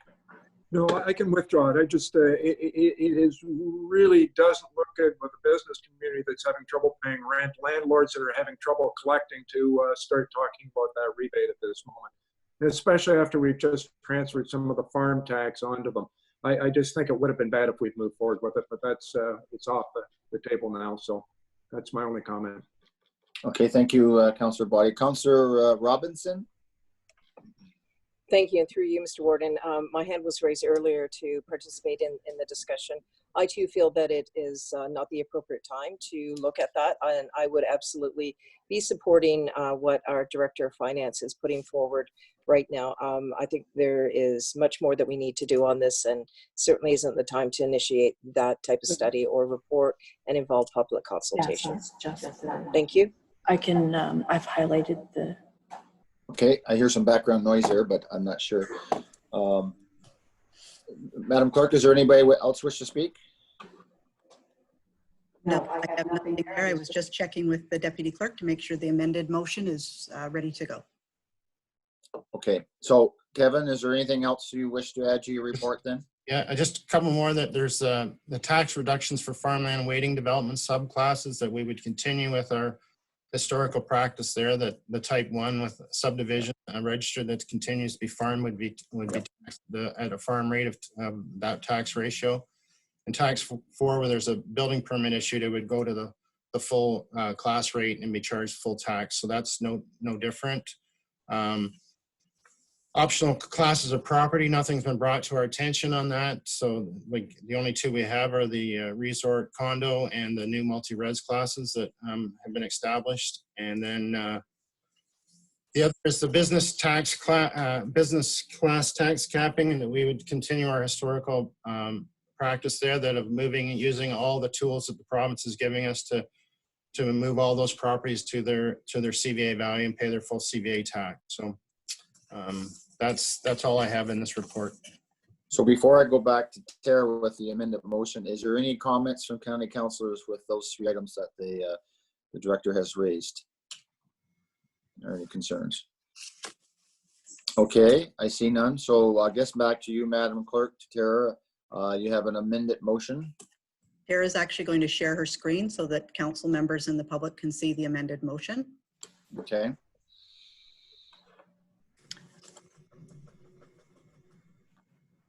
And this is originally moved by Millen and Potter. I'll ask them if they still support that. I guess it's on the floor.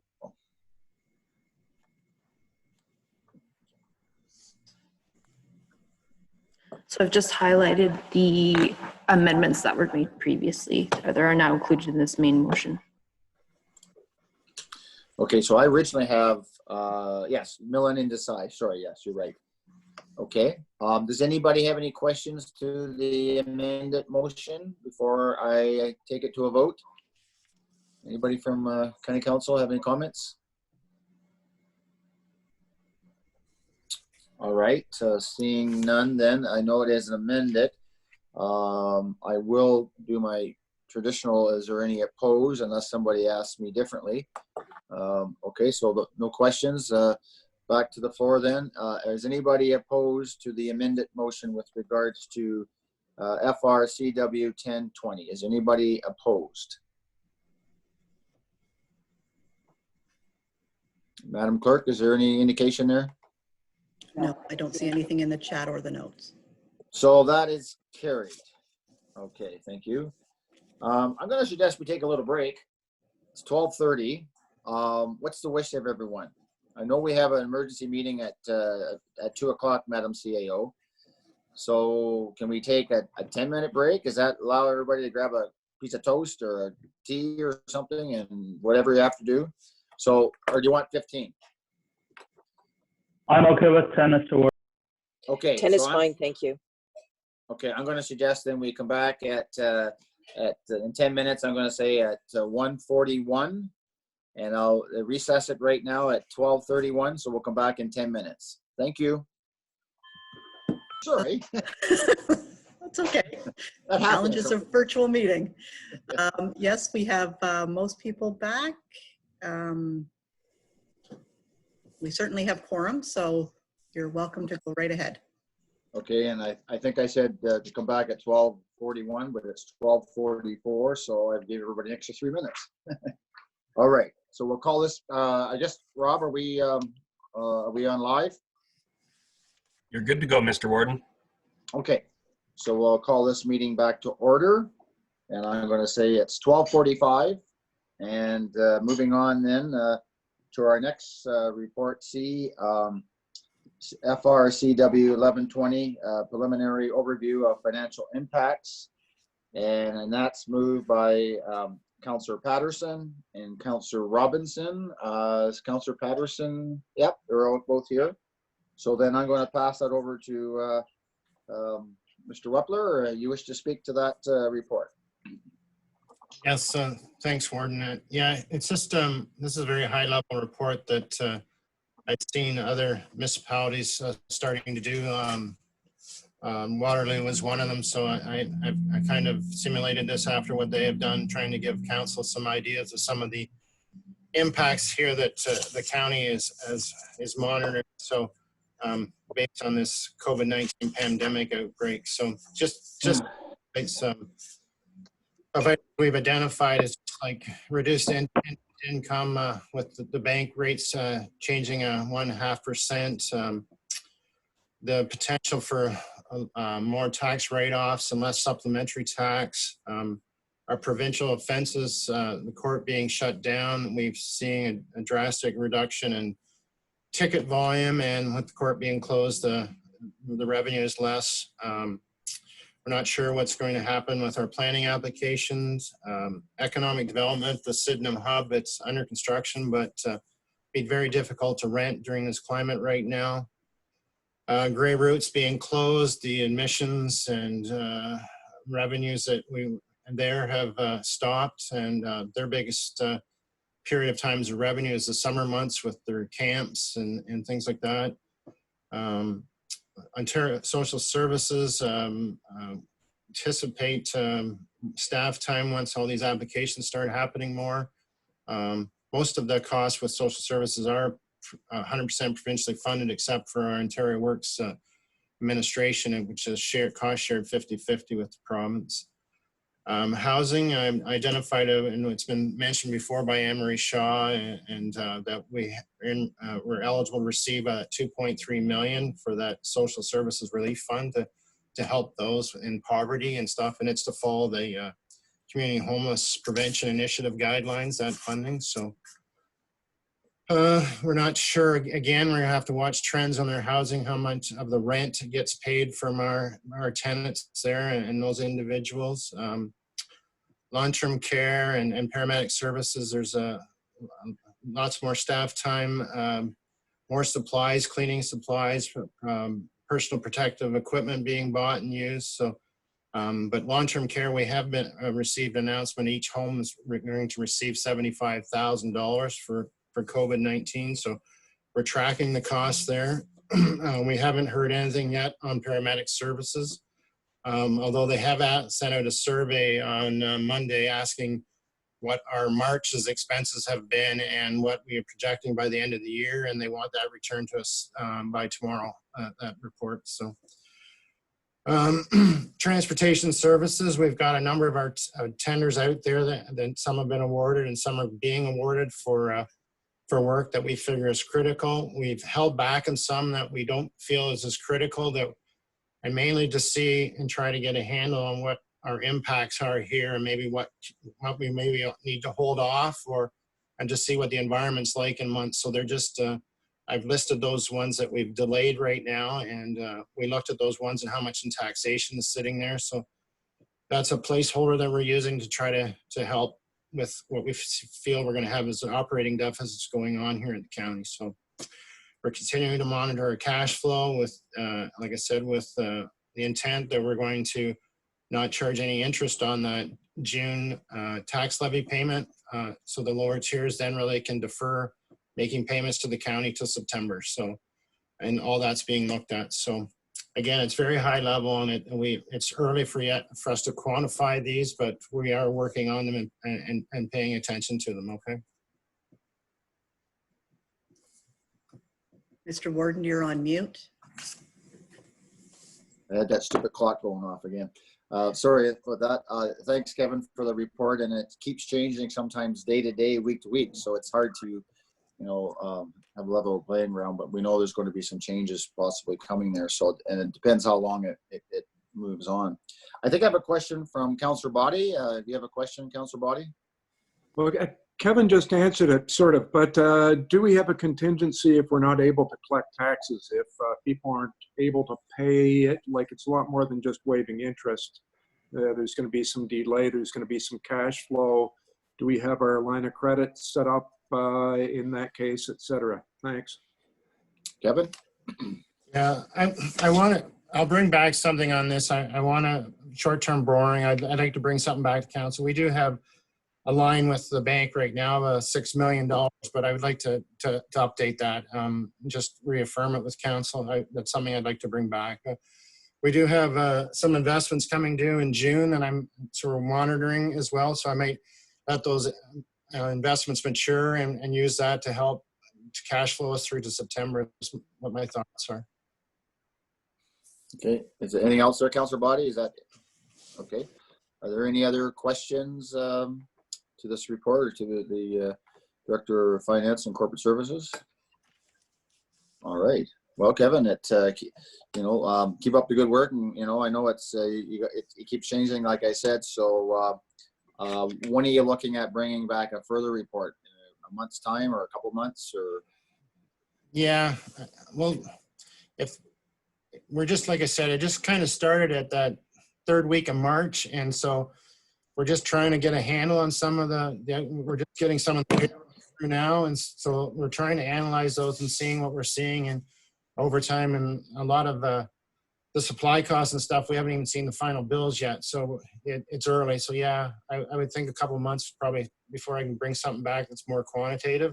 But, right. Well, and from different levels of government, they're starting to talk about how we're maybe starting to flatten the curve and talking about, the means of coming out of this, or the slow coming out of this. So there's going to be a lot of conversation in the next month on that part, I'm sure. And there was one mention there once from the Premier that maybe the long weekend in May, but then it was retracted. So I think it's early days on that part, but yeah, it keeps changing for sure.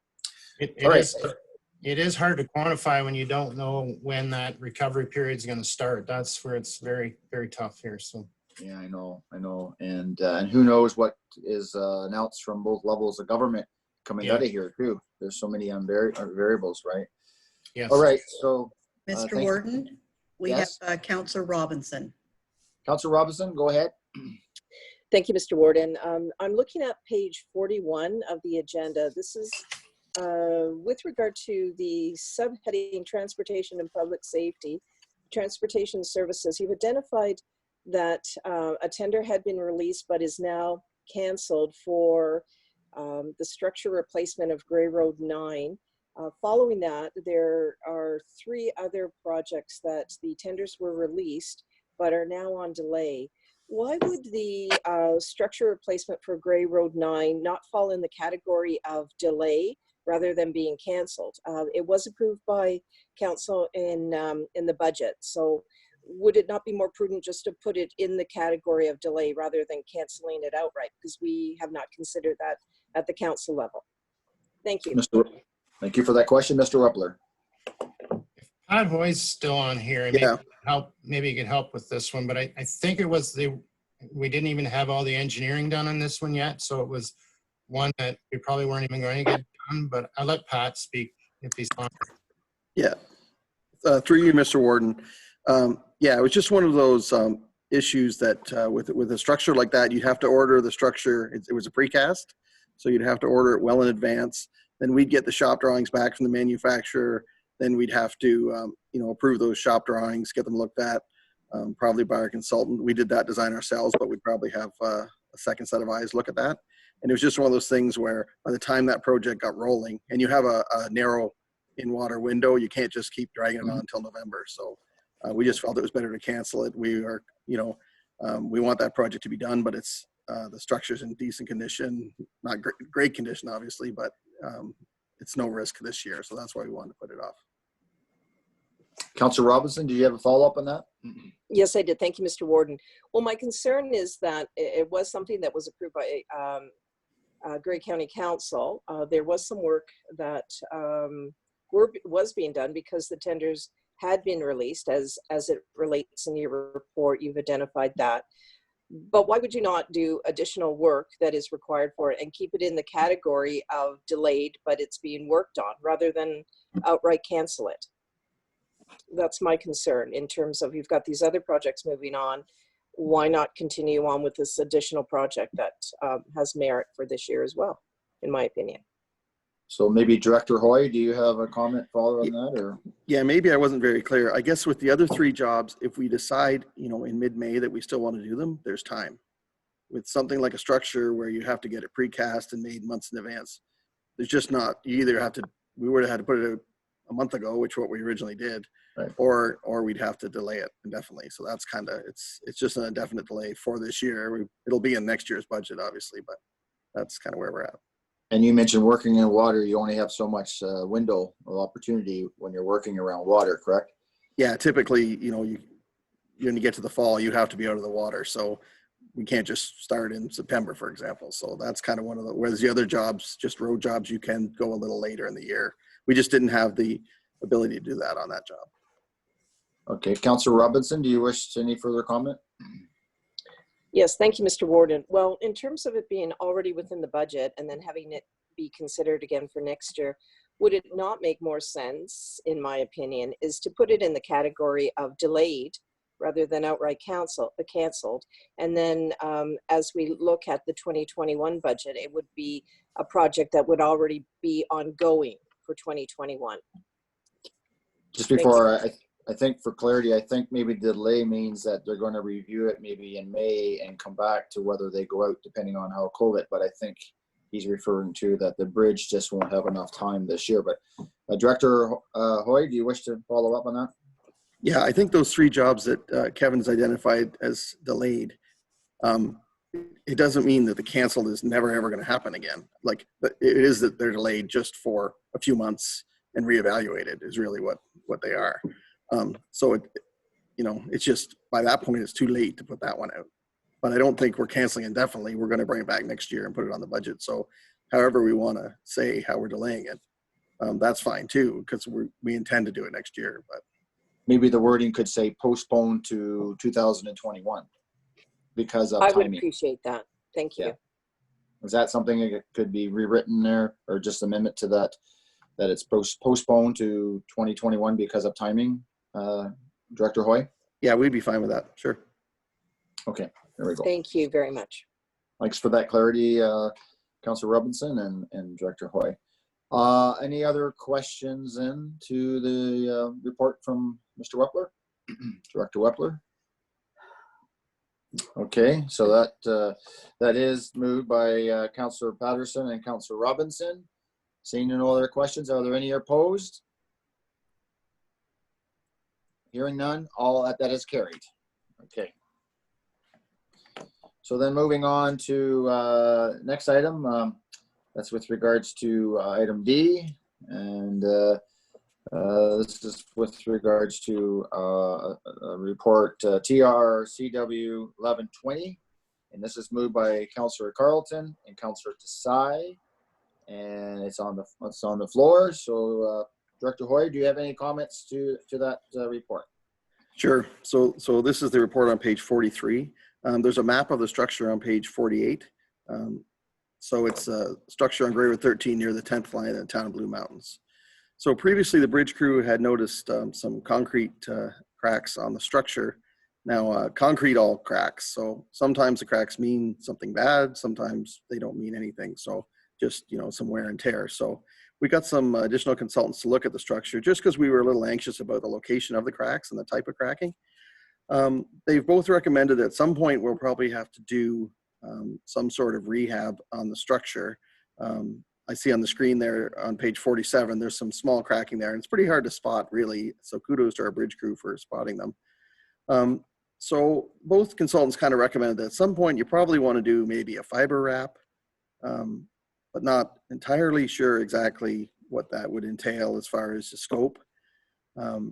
So my first question to kind of our structural guys, you know, was, well, if you could wrap it right now for 500, why do you want to monitor it for 100? You know, because we're basically monitoring it to try to figure out what we want to do when we want to do it. So I think Mark has answered the question pretty well on his paragraph on page 45. Basically, it's a way to manage risk, understanding the structure's behavior, tracking the internal strain and stress that may result in deformation of the structure. So to confirm the structural integrity, support the diagnosis in determining the cause and possible remedy of deficiencies. If the monitoring program produces findings of concern, the data can be used to develop remedial measures and verify the effectiveness of the measures. So we've done this before. We did this on a bridge in the Normanby-Bentinck town line that was recommended for replacement as per a visual inspection. But once we put this monitoring on, which is basically fiber optic cables, and it kind of measures the deflection or the variation of the length of the cables. And when a truck goes over, it measures how much the bridge kind of deflects and how quickly it bounces back to the shape it's supposed to be in. When we did this with the structure earlier, it was on a replacement schedule. Now it's not even on our 10-year plan. So, you know, we realized the bridge was just a lot better than it looked.